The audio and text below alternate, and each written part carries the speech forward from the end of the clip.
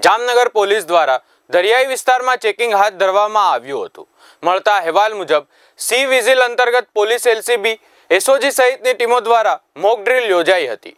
Body નવા બંદર સહિતના દરિયાઈ વિસ્તારોમાં ડીવાયએસપી કક્ષાના અધિકારીઓ સાથે ચેકિંગ યોજાયું હતું। દરિયાઈ બોટ અને દરિયાઈ વિસ્તારમાં વાહનો સહિતનું ચેકિંગ હાથ ધરવામાં આવ્યું હતું। સી વિજિલ કરીને જે દરિયાકાંઠાની એક એક્સરસાઇઝ છે, જેમાં ગુજરાતના દરિયાકાંઠાના તમામ જિલ્લાઓમાં અલગ અલગ એજન્સીઓ, કોસ્ટગાર્ડ, નેવી અને મરીન પોલીસ સાથે મળીને જે એક એન્ટી ટેરરિસ્ટ એક્સરસાઇઝ કરવામાં આવે છે, તેના ભાગરૂપે જામનગરના કોસ્ટલ એરિયાના પોલીસ સ્ટેશન તેમજ એલસીબી, એસઓજી, બેડી મરીન, પંચ એ, જોડિયા, સિક્કા આ તમામ પોલીસ સ્ટેશનો દ્વારા અલગ અલગ ટીમો બનાવી રિસ્પેક્ટેડ એસપી સરના સુપરવિઝન હેઠળ આ તમામ ટીમો દ્વારા જેટલા પણ આપણા બંદરો છે, જેટીઓ છે અને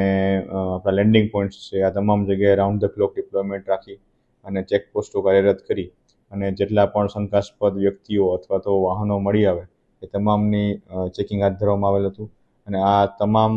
એક્સરસાઇઝ સી વિજિલના અંડરમાં આવરી લેવામાં આવેલી હતી, એટલે કે કોઈ પણ આતંકવાદી હુમલો થાય ત્યારે કેવી રીતે રિસ્પોન્સ આપવો, આ તમામ બાબતની મોક ડ્રીલ અને જે ચેકિંગ છે એ હાથ ધરવામાં આવેલ હતું।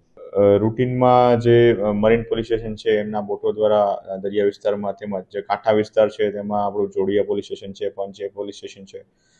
બેડી મરીન પોલીસ સ્ટેશન છે, સિક્કા પોલીસ સ્ટેશન છે, આ અને મેઘપરપડાણા છે, આ તમામ પોલીસ સ્ટેશન દ્વારા તેમના જેટલા પણ કાંઠા વિસ્તાર લાગુ પડે છે એ તમામમાં રિસ્પેક્ટિવ જગ્યાએથી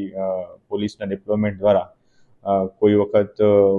ઊંટ કેમલ પેટ્રોલિંગ પણ કરવામાં આવતું હોય છે। તો આ તમામ રીતે કોસ્ટલ સિક્યુરિટીને ધ્યાને આપવામાં આવે છે।